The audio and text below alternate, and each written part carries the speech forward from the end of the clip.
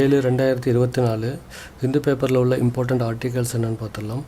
Bangladesh deployed army as unrest toll rise to 133 அப்படின்ற மாதிரி சொல்லியிருக்காங்க. இதில் என்ன சொல்கிறாங்க அப்படின்னா 56% 2018 ஒரு ரிசர்வேஷன் கேன்சல் பண்ணிட்டாங்க. இப்போ புதுசாக கொண்டு வர போகிறாங்க. அதில் 30% ஃப்ரீடம் ஃபைட்டருக்கு கொடுக்குறாங்க. ஸோ இதை எதிர்த்து தான் இந்த போராட்டங்கள் நடந்துக்கிட்டு இருக்கு. இதில் 978 இந்தியன் ஸ்டூடெண்ட் எவாக்குவேட் பண்ணியிருக்காங்க. ஸோ இதில் பிஎஸ்எஃப் இம்பார்ட்டண்ட் ரோல் வச்சுருக்கிறதா சொல்கிறாங்க. ஸ்ப்ரிங் ஆஃப் பேட்ரியாக் அப்படின்ற மாதிரி ஒரு ஆர்டிகல்ஸ். இது அதாவது ரவாண்டா அப்படின்றது ஆப்பிரிக்காவில் இருக்குது. இதோட கேபிட்டல் கிகாலி. பால் கிகாமி அப்படின்றவர் 4வது முறையாக பிரசிடெண்ட் ஆகிருக்காரு. 99% வாக்கெடுப்பு மூலயமா இவருக்கு கிடச்சிருக்கு. அடுத்தது டிஜிட்டல் ஸ்ட்ரோம் அப்படின்னு சொல்கிறாங்க. ஸோ ஃபால்கான் அப்டேட் அப்படின்றது நடந்துச்சு. So US based company. So இதனால் நிறைய மைக்ரோசாஃப்ட் கம்ப்யூட்டர்ஸ் டவுன் ஆகிடுச்சு. ஸோ டெத் வார்னிங் கொடுத்ததா சொல்கிறாங்க. ஸோ அடுத்தது will local job quota pass the legal test அப்படின்னு சொல்லியிருக்காங்க. அதாவது கர்நாடகா கவர்மெண்ட் என்ன சொல்லியிருக்காங்கன்னா 75% நான் மேனேஜ்மெண்ட் கோட்டாவுக்கும் நான் மேனேஜ்மெண்ட் சீட்டு, 50% மேனேஜ்மெண்ட் சீட்டு, 100% C&D பிரிவு ஜாப் கர்நாடகாவை சேர்ந்த லோக்கல்ஸ்க்கு தான் கொடுக்கணும் அப்படின்னு சொல்லியிருக்காங்க. ஸோ இதில் அவங்க கண்டிஷன் என்ன வைக்கிறாங்கன்னா கர்நாடகாவோட ரெசிடென்ஸாக இருக்கணும். அப்படி இல்லைன்னா 15 வருஷம் அவங்க 15 வருஷம் அவங்க அங்கே அந்த ஸ்டேட்டில் ரெசிடென்ஸாக இருந்திருக்கணும். அது மட்டும் இல்லாமல் கன்னடா அப்படின்ற ஒரு லாங்குவேஜ் அவங்க பேச தெரிஞ்சிருக்கணும். அப்படி தான் லோக்கல் அப்படின்னு டிக்ளேர் பண்ணுறாங்க. ப்ரைவேட் ஜாப் ரிசர்வேஷன் அப்படின்னு இந்த ரிசர்வேஷனுக்காண்டி இந்த ஒரு பில்லை பாஸ் பண்ணுறாங்க. ஆனால் இந்தியன் கான்ஸ்டியூஷனில் ப்ரைவேட் ஜாப் ரிசர்வேஷனுக்கு எந்த ஒரு ஆர்டிகல்ஸும் மென்ஷன் பண்ணலை. ஸோ ஆர்டிகல் 16 என்ன சொல்லுதுன்னா ஈக்குவாலிட்டி ஆஃப் ஆப்பர்ச்சுனிட்டி அப்படின்னு சொல்கிறாங்க. ஆர்டிகல் 16(3) என்ன சொல்லுதுன்னா பார்லிமெண்ட்டால் மட்டும்தான் ஆர்டிக்கல் மேக் பண்ண முடியும் ஃபார் ரிசர்வேஷன்.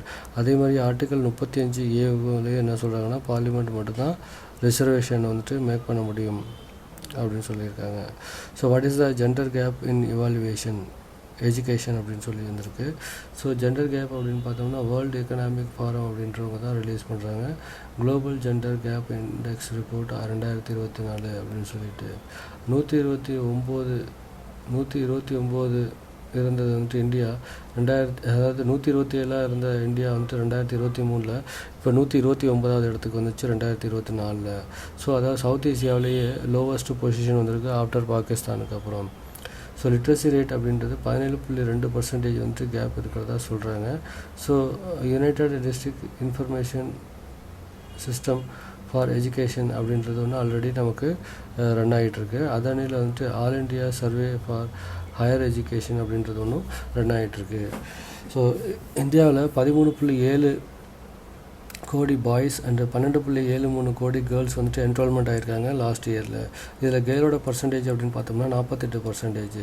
ஸோ 3A இதுக்கு காரணம் அப்படின்றாங்க. அதாவது அஃபோர்டபிலிட்டி, அவைலபிலிட்டி, ஆக்சசபிலிட்டி, இந்த 3 தான் காரணம் அப்படின்றாங்க.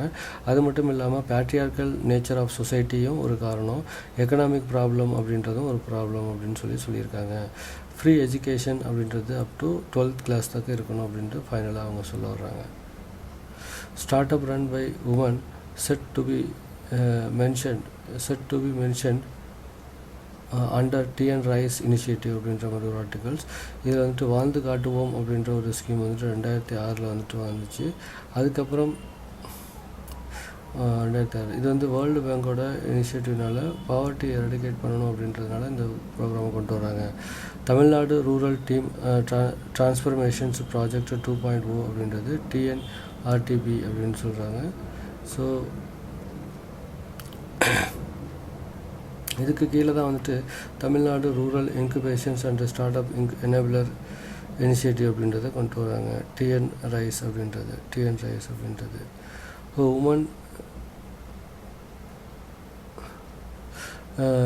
அதாவது என்ன சொல்கிறாங்கன்னா women lead start up guide பண்ணணும் அப்படின்றத சொல்கிறாங்க. அதனால் 130 என்டர்பிரைசஸ் யாரெல்லாம் உமன்ஸை லீட் பண்ணுறாங்களோ அந்த 130 என்டர்பிரைசஸ் செலக்ட் பண்ணியிருக்காங்க. ஸோ செலக்ட் பண்ணி என்ன பண்ண போகிறாங்கன்னா அவங்களுக்கு கெப்பாசிட்டி பில்டிங் கொடுப்பாங்க, அதுக்கப்புறம் ட்ரைனிங் கொடுப்பாங்க, அப்புறம் ஃபைனான்ஸ் பண்ணுவாங்க. ஸோ இதெல்லாம் வந்துட்டு இதுக்கு இம்பார்ட்டண்ட்டான ஒரு விஷயமாக சொல்கிறாங்க. இது வந்துட்டு வேர்ல்டு பேங்கோட இனிஷியேட்டிவ் அசிஸ்டன்ஸ்னால தான் வந்துட்டு இது நடக்குது அப்படின்றதும் சொல்கிறாங்க.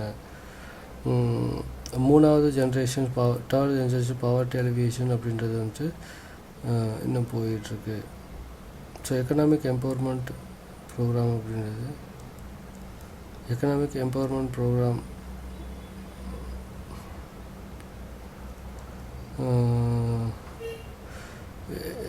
Economic third generation poverty alleviation economic empowerment ப்ரோக்ராமும் வந்துட்டு இதுக்கு ஒரு காரணமாக அமைப்போகுது.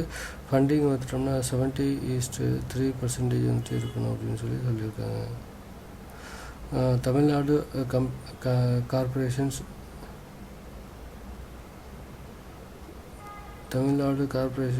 ஆஃப் டெவலப்மெண்ட் ஆஃப் உமன் 1983 இதை கொண்டு வந்தாங்க. ஸோ இதுதான் இதுக்கு கீழே வந்துட்டு இந்த ஒரு டிபார்ட்மெண்ட்டுக்கு கீழே தான் வந்துட்டு இது எல்லாமே ஒர்க் ஆகிட்டுருக்கு.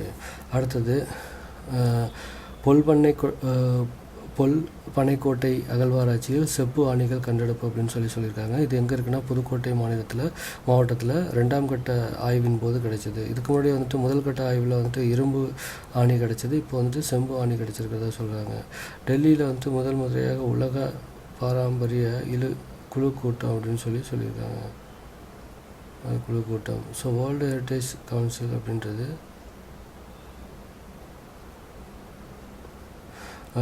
அதாவது டெல்லியில் வந்துட்டு முதல் முறையாக உலக பாரம்பரிய குழு கூட்டம் வந்துட்டு நடக்க போகிறதா சொல்லியிருக்காங்க. இது வந்து வேர்ல்டு ஹெரிட்டேஜ் கவுன்சில் தான் நடத்துகிறாங்க.